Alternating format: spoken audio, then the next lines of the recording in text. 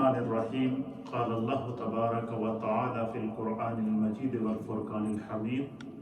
قل اعوذ برب الناس مالک الناس الہ الناس من شر الوسواس الخناس الذي يوسوس في صدور الناس من الجنة والناس صدق اللہ مولانا العظیم وصدق رسوله النبی الامین الکریم الصلاة والسلام علیک یا سیدی یا رسول اللہ الصلاة والسلام علیک یا سیدی یا حبیب اللہ الصلاة والسلام علیک یا سیدی یا رحمتا للعالمین وعلى آلك وأصحابك يا سيدي يا خاتم النبيين۔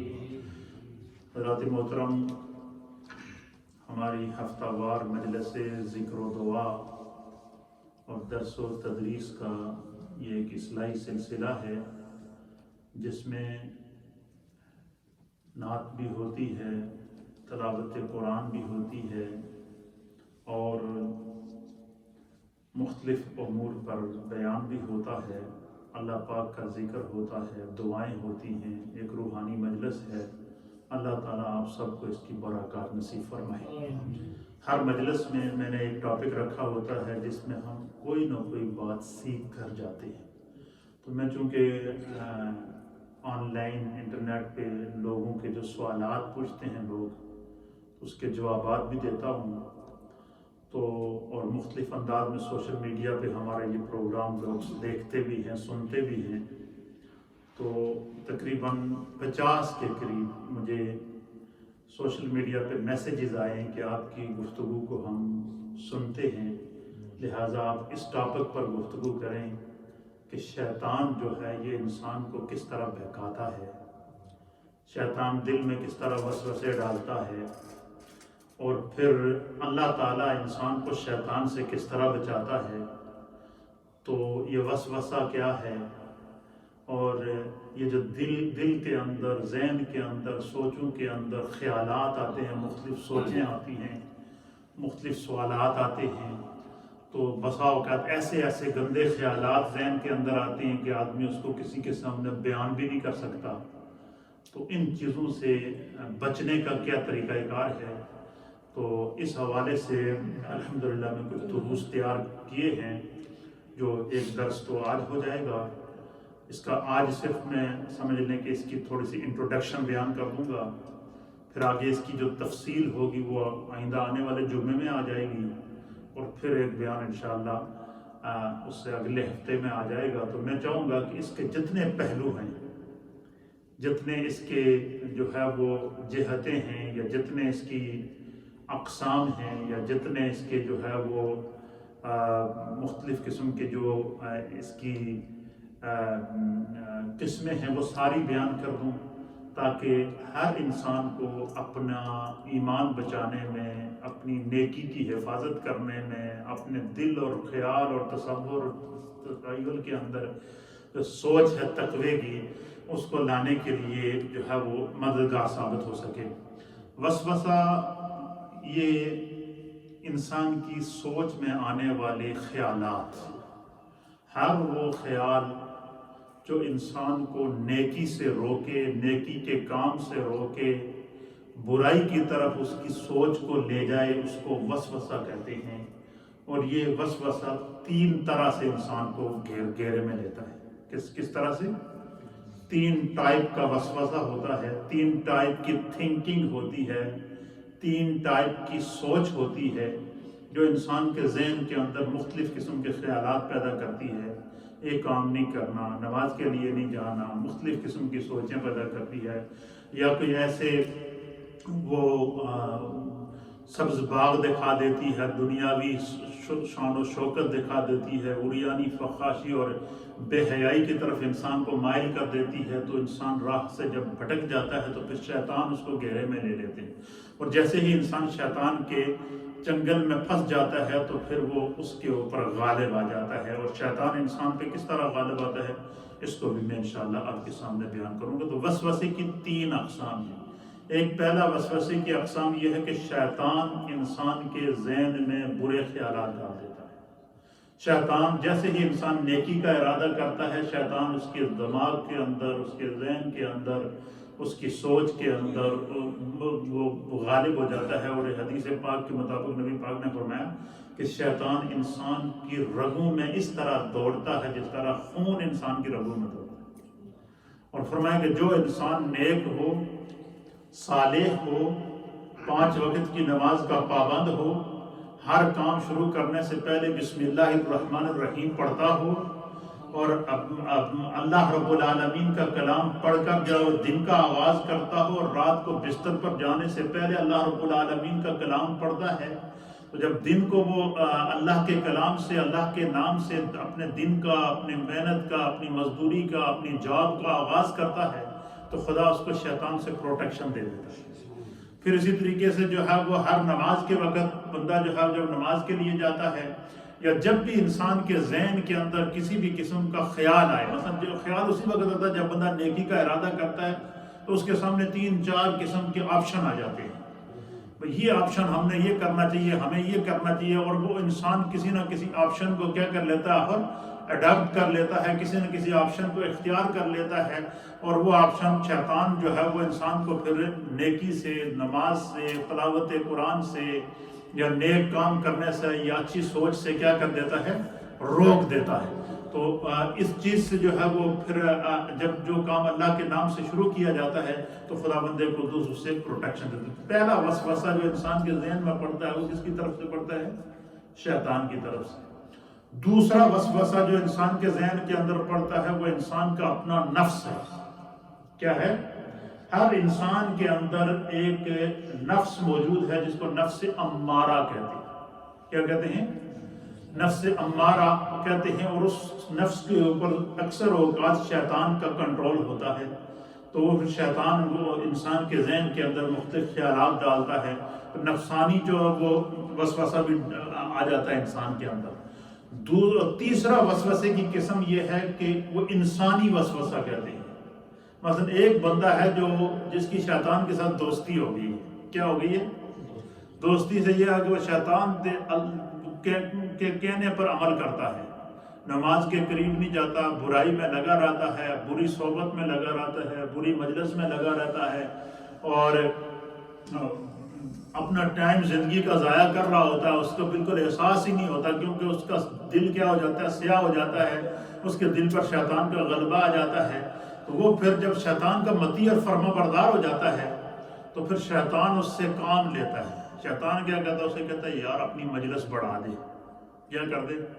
وہ پھر 2 دوست، 4 دوست، 5 دوست، 6 دوست، 7 دوست، 8 دوست ملتے ہیں، پھر جو ہے وہ انسان کے ایک دوسرے کی برائیاں کرتے ہیں، پھر جو ہے وہ کسی نے کسی کے کان پر لیے، اس نے اس بات کو ذہن کے اندر لے لیا، اور جو نیکی کا کام کرتا تھا اس سے بھی چلا گیا۔ تو یہ تیسری قسم ہے۔ تو وسوسے کی 3 اقسام ہیں جو علماء اور محدثین نے لکھی ہیں: شیطانی وسوسہ، نفسانی وسوسہ اور انسانی وسوسہ۔ اور ان تینوں وسوسوں کی اقسام کو اللہ تعالیٰ نے قرآن کریم فرقان مجید کی آخری سورۃ الناس کے اندر بیان فرمایا ہے۔ اللہ فرماتا ہے کہ اے میرے محبوب آپ فرما دیجئے اعوذ برب الناس، کہ لوگوں کے رب سے کی پناہ میں آتا ہوں، ملک الناس جو تمام جہانوں کا بادشاہ ہے، الہ الناس تمام جہانوں کا الہ ہے، من شر الوسواس الخناس، اور شیطان خناس کے وسوسے ڈالنے سے اللہ تعالیٰ کی پناہ کے اندر آتا ہوں۔ اور شیطان وسوسے کیسے ڈالتا ہے؟ اللہ فرماتا ہے الذی یوسوس فی صدور الناس، وہ شیطان انسان کے لوگوں کے دلوں کے اندر وسوسہ ڈالتا ہے۔ کیا کرتا ہے؟ وسوسہ ڈالتا ہے۔ اور وہ من الجنۃ والناس، وہ شیطان جنوں میں سے بھی ہوتا ہے اور وہ انسانوں میں سے بھی ہوتا ہے۔ پتہ چلا کہ جو انسان کسی کو نیکی سے روکے، جو انسان کسی کو برائی کے راستے کے اوپر لگائے، جو انسان کسی بری مجلس کے اندر خود بھی بیٹھا ہو اور اپنے دوستوں کو اور سوسائٹی کے دوسرے لوگوں کو بھی برائی کی طرف لے کر جاتا ہے، تو تو وہ بھی شیطان کے مشن کے اوپر کام کر رہا ہے۔ قرآن کریم فرقان مجید میں اللہ تعالیٰ نے اس طرف جو ہے وہ توجہ دلوائی ہے۔ پھر اسی طریقے سے قرآن حکیم فرقان مجید کے دوسرے مقام کے اوپر سورۃ الاعراف کی آیت نمبر 20 کے اندر اللہ تعالیٰ ارشاد فرماتا ہے فَوَسْوَسَ لَهُمَ الشَّيْطَانُ کہ شیطان نے حضرت سیدنا آدم علیہ نبینا علیہ السلام اور حضرت سیدہ حوا کو وسوسہ ڈالا اور ان کو اس طرف جو ہے وہ مختلف روپ بدل کر ان کو شجر ممنوعہ کی طرف لے جانے پر جو ہے وہ مصر کرتا رہا۔ تو پھر جو ہے وہ یہ وسوسہ ان کے دل میں شیطان نے ڈالا، تو پتہ چلا کہ یہ شیطان کا حربہ اس نے انبیاء اکرام پر سب سے پہلے انسان پر حضرت آدم علیہ السلام پر حملہ کیا۔ پھر اسی طریقے سے سب سے پہلے شیطان نے اللہ کی جب نافرمانی کی تو اللہ تعالیٰ نے جب اس کو دھتکار دیا اور اس کو جو ہے وہ مردود کر کے اپنی بارگاہ سے نکال دیا، تو اس نے قسم کھائی تھی کہ بار الہ جب تک میں قیامت آتی اس وقت تک میں اس انسان کو نیکی کے راستے سے بہکاتا رہوں گا، بھٹکاتا رہوں گا، اور اس انسان کے ہر نیک کام کے اندر اس کو جو ہے ورگلاتا رہوں گا۔ تو نبی پاک نے فرمایا کہ اللہ کی طرف سے پھر اعلان ہوا کہ جب تک سورج مغرب سے غروب نہیں ہوتا، طلوع نہیں ہوتا اور قیامت نہیں آ جاتی، فرمایا آخری سانس تک میں نے بھی اپنے بندے کے لیے توبہ کے دروازے کھلے رکھے۔ اور میں کہ اگر انسان کو شیطان بہکا دے تو وہ فوراً اگر انسان، حضور نے فرمایا کہ جیسے ہی انسان سے کوئی گناہ ہو جائے تو سب سے پہلا اس کا علاج کیا ہے؟ حضور نے فرمایا کہ سب سے پہلے انسان کے اگر اسی وقت استغفار کرے، کیا کرے؟ جب بندے کو علم ہو جائے کہ یہ مجھ سے گناہ ہو گیا، اسی وقت کہے کہ استغفر اللہ ربی من کل ذنب واتوب الیہ، اور اسپیشلی طور پر وہ بریکٹ کرے کہ یا اللہ مجھ سے یہ ابھی گناہ سرزد ہوا ہے، اللہ میں شرمندہ ہوں، میں اس گناہ سے سچی توبہ کرتا ہوں اور آئندہ یہ گناہ نہیں کروں گا، یہ میں تجھ سے وعدہ کرتا ہوں۔ حضور فرماتے ہیں کہ اس گناہ کا کفارہ فوراً ادا ہو جاتا ہے اور اللہ تعالیٰ کیا کر دیتا ہے؟ پھر اس گناہ کو معاف کر دیتا ہے۔ پھر اسی طریقے سے جب بھی بندہ دن میں 5 مرتبہ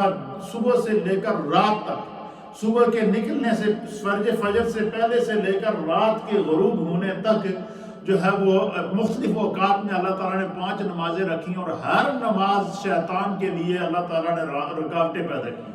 یعنی اللہ اتنا رحمان ہے، اتنا رحیم ہے، اتنا کریم ہے کہ جب بندہ دن میں 5 وقت کی نماز پڑھتا ہے تو اگر کسی ایک نماز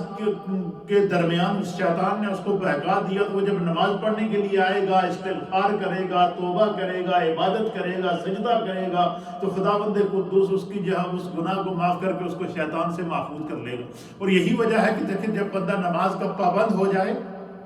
تو اللہ فرماتا ہے کہ ان الصلاۃ تنہا عن الفحشاء والمنکر، کہ جب بندہ نماز کا پابند ہو جائے تو نماز کے جہاں ثواب تو اس کو ملنا ہی ملنا ہے، ہر رکعت پر ثواب، ہر آیت پر ثواب، ہر تسبیح پر ثواب، ہر رکوع پر ثواب، ہر سجدے پر ثواب، ہر قعدے پر ثواب، ہر جگہ انسان کو ثواب ہی ثواب ملتا ہے جب تک وہ نماز کے اندر رہتا ہے، تو جو ہے وہ اس کو ثواب ملتا ہی رہتا ہے۔ لیکن اللہ کے حبیب علیہ السلام نے فرمایا کہ نماز کا دنیاوی بینیفٹ کیا ہے؟ میرا رب فرماتا ہے کہ ان الصلاۃ تنہا عن الفحشاء والمنکر، کہ جب بندہ نماز کا پابند ہو جائے تو نماز اس کو بے حیائی سے بھی روک دیتی ہے، بری باتوں سے بھی روک دیتی ہے، اور عریانی اور فحاشی سے بھی روک لیتی ہے، اور اللہ تعالیٰ اس کو اپنی پروٹیکشن کے اندر لے جاتا ہے کہ شیطان اس کا کچھ نہیں بگاڑ سکتا۔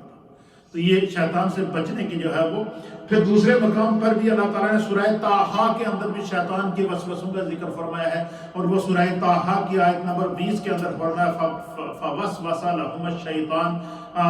جو ہے وہ یہ سورۃ الاعراف کے اندر فوسوس الیہ الشیطان، یہ سورۃ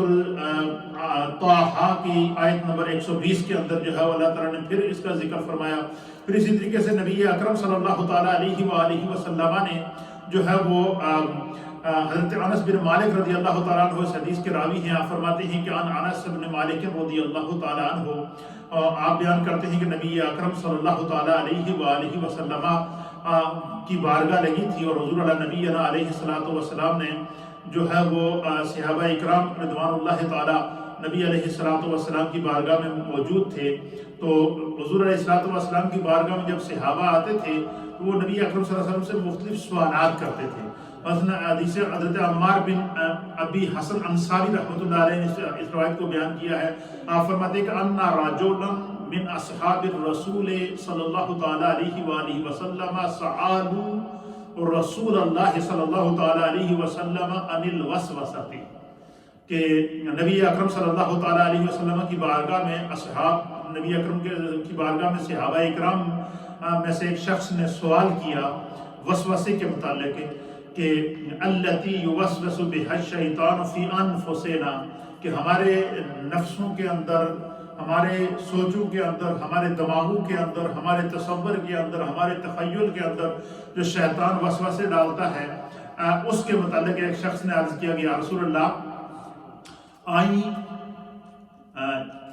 یسقط احدنا من عند السریا احب الیہ ان یتکلم بہ. ایک شخص نے سوال کیا کہ یا رسول اللہ، میرے دل کے اندر شیطان اس طرح وسوسے ڈالتا ہے، اس طرح کی بری سوچیں ڈالتا ہے کہ اگر میں آسمان سے گر جاؤں تو مجھے وہ منظور ہے، لیکن اتنے برے خیالات میرے ذہن کے اندر آتے ہیں کہ میں ان کو آپ کے سامنے بیان ہی نہیں کر سکتا. مختلف بری سوچیں آتی ہیں، برے خیالات آتے ہیں،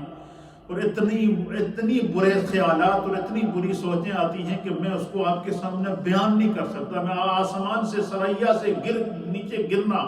تو میں گوارا کر لوں، لیکن میں آپ کے سامنے ان کو بیان نہیں کر سکتا. تو فقال رسول اللہ صلی اللہ تعالیٰ علیہ وسلم، کہتے ہیں کہ پھر نبی اکرم صلی اللہ تعالیٰ علیہ وسلم نے فرمایا قد وجدتم ذالک صریح الایمان. حضور نے فرمایا کہ یہ تیرے دل کے اندر، سوچ کے اندر جو برے خیالات آئے اور تجھے محسوس ہوا اور تو نے اس کا اگر میرے سامنے اظہار کیا کہ اس کا ازالہ ہو جائے، اور تو پریشان ہو گیا کہ یہ بری سوچ میرے ذہن میں کیوں آئی ہے، تو فرمایا کہ جس انسان کے ذہن کے اندر برا خیال پیدا ہو، بری سوچ پیدا ہو، پھر اسے فکر لاحق ہو کہ وہ اللہ کی طرف اور اللہ کے رسول کی طرف رجوع کرے، توبہ کرے، استغفار کرے، اللہ کا ذکر کرے، تو پھر کیا ہوتا ہے؟ حضور نے فرمایا ذالک صریح الایمان، یہ تو ایمان کی نشانی ہے. یہ کیا ہے؟ یہ علامات ایمان میں سے ہے، یہ سائن آف دا ایمان ہے. پھر اسی طریقے سے نبی اکرم صلی اللہ تعالیٰ علیہ وسلم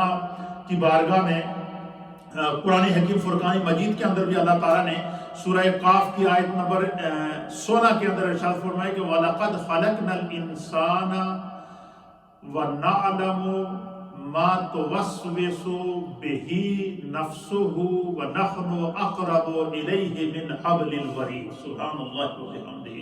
سبحان اللہ العظیم. اللہ تعالیٰ نے قرآن حکیم فرقان مجید کی سورہ طٰہٰ کے اندر جو ہے وہ 26واں پارہ ہے اور اس کی آیت نمبر ہے 16. اس میں فرمایا کہ وَلَقَدْ خَلَقْنَا الْإِنسَانَ، کہ بے شک ہم نے انسان کو پیدا کیا، وَنَعْلَمُ مَا تُوَسْوِسُ بِهِ نَفْسُهُ، اور بے شک ہم نے انسان کو پیدا کیا اور ہم ان وسوسوں کو جانتے ہیں جو اس کے نفس امارہ میں، اس کے دل کے اندر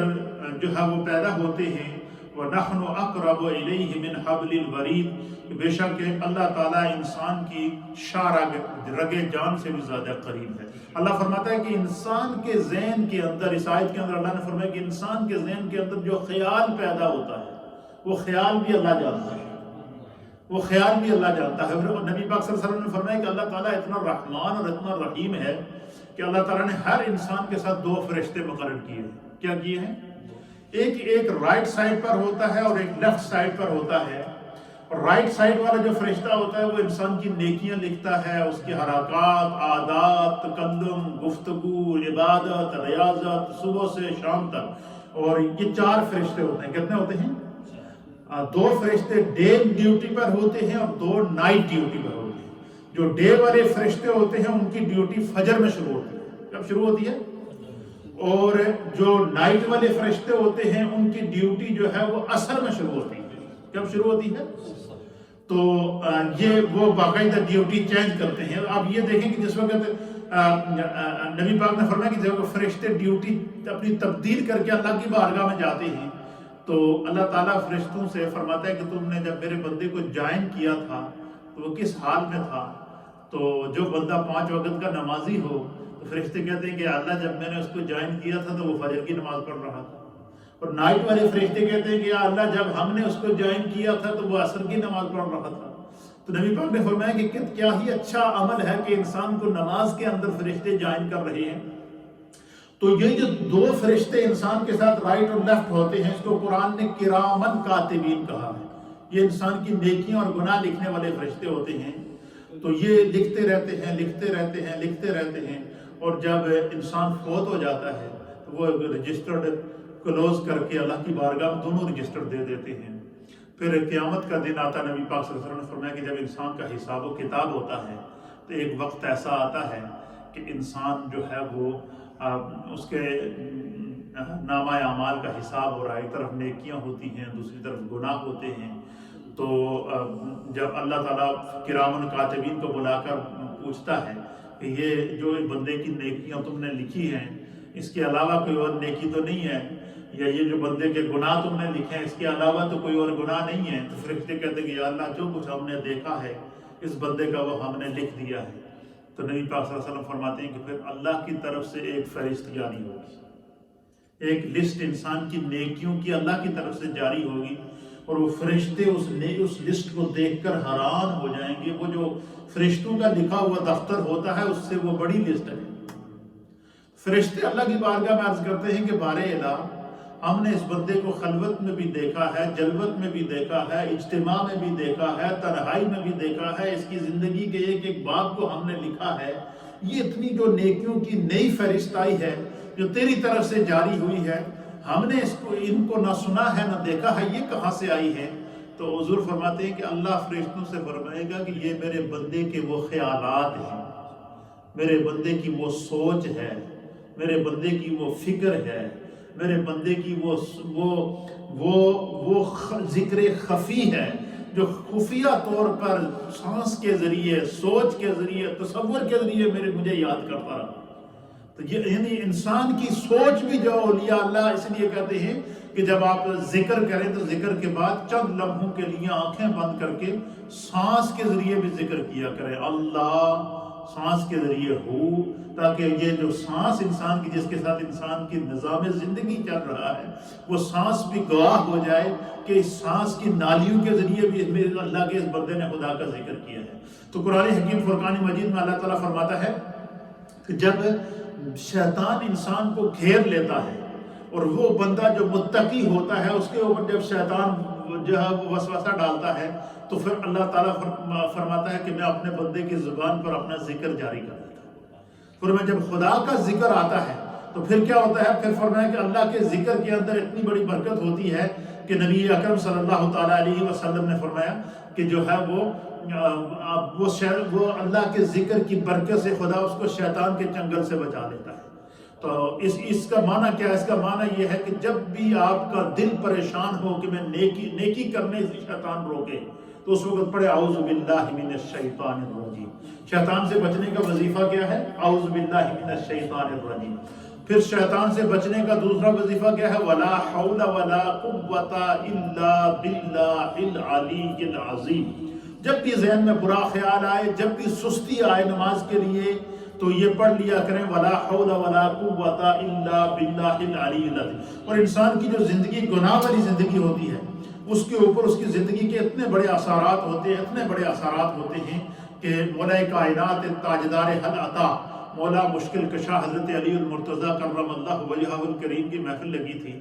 مجلس لگی تھی حضرت علی المرتضیٰ کی۔ تو ایک شخص نے جو ہے وہ مولا کائنات کی بارگاہ میں عرض کیا کہ حضور ہر روز میں کوشش کرتا ہوں کہ میں صبح اٹھ کے فجر کی نماز پڑھوں گا، لیکن میری آنکھ ہی نہیں کھلتی، میں سو جاتا ہوں، مجھے فجر کے لیے نہیں اٹھا جاتا، تو میں کیا کروں؟ اور اس کی وجہ کیا ہے؟ حالانکہ میں چاہتا بھی ہوں کہ میں نماز پڑھوں، لیکن جو ہے وہ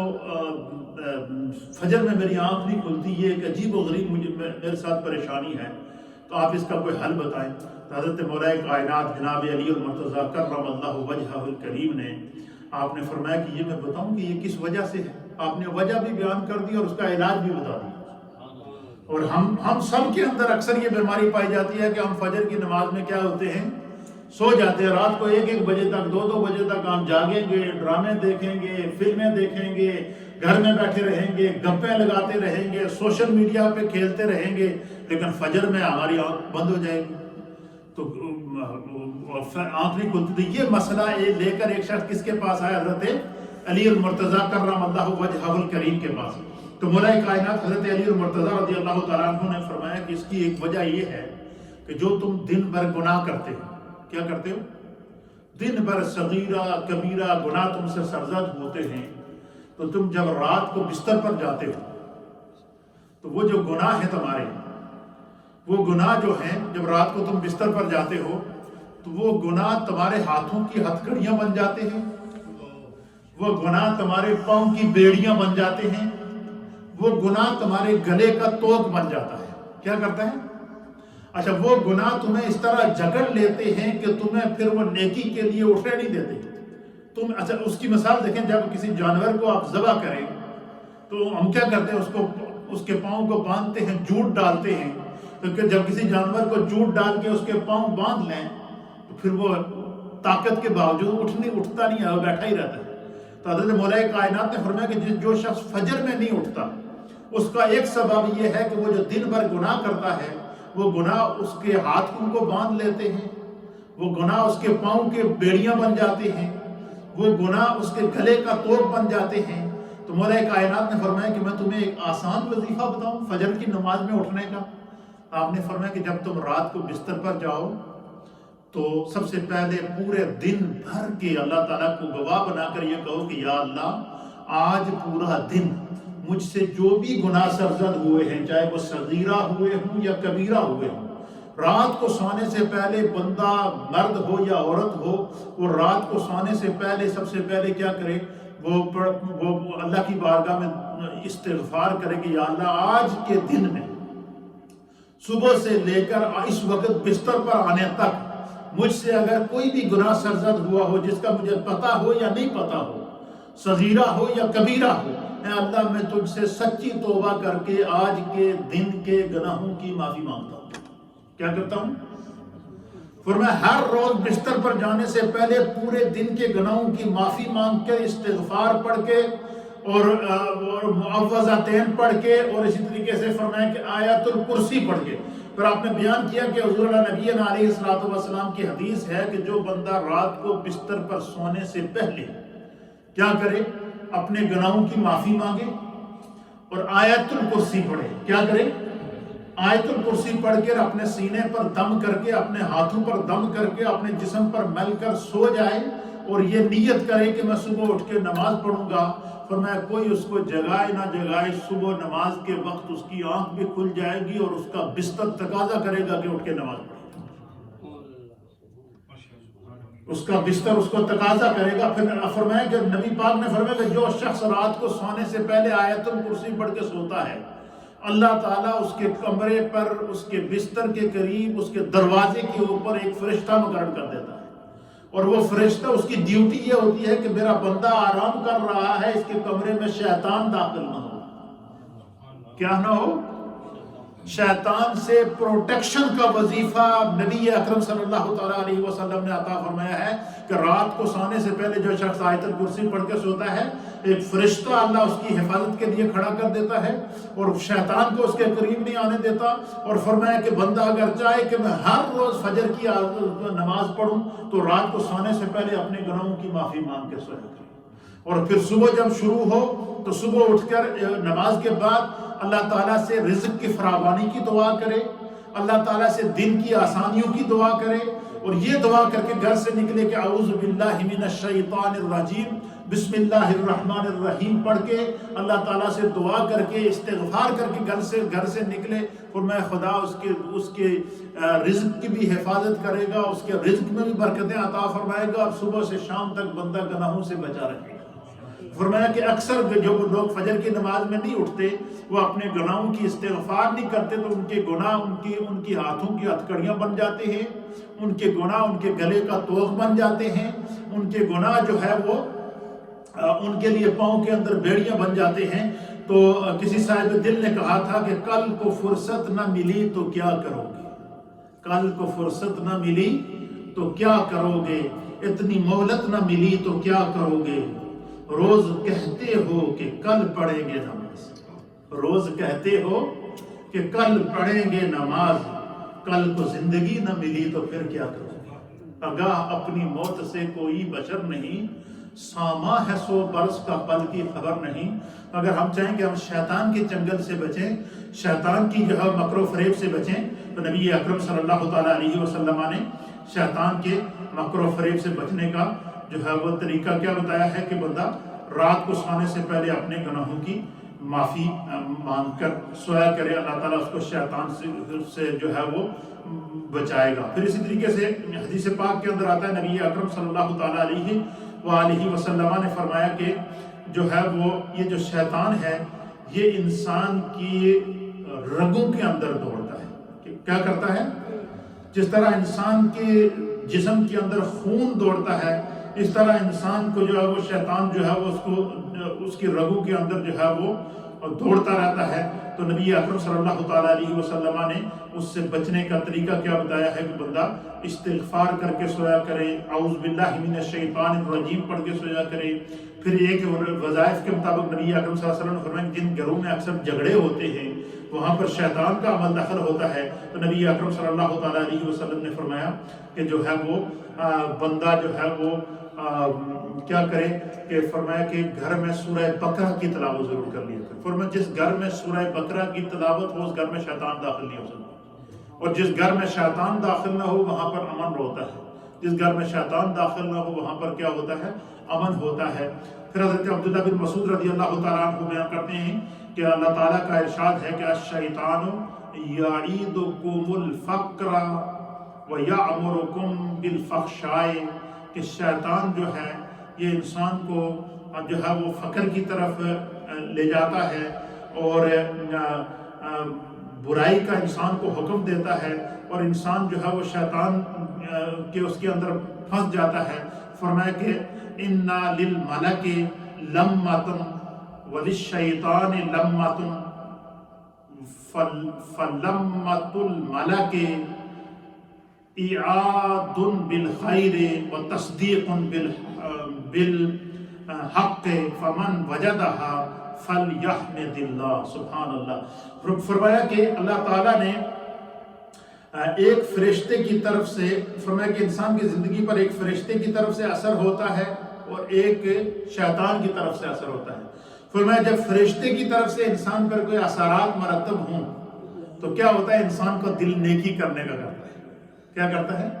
نیکی کرنے کا دل کرتا ہے۔ فرمایا کہ جب انسان کا دل کرے کہ میں نماز پڑھنے جاؤں تو حضور نے فرمایا کہ اسی وقت کہے گا اللہ تیرا شکر ہے تو نے مجھے نیکی کی توفیق دی۔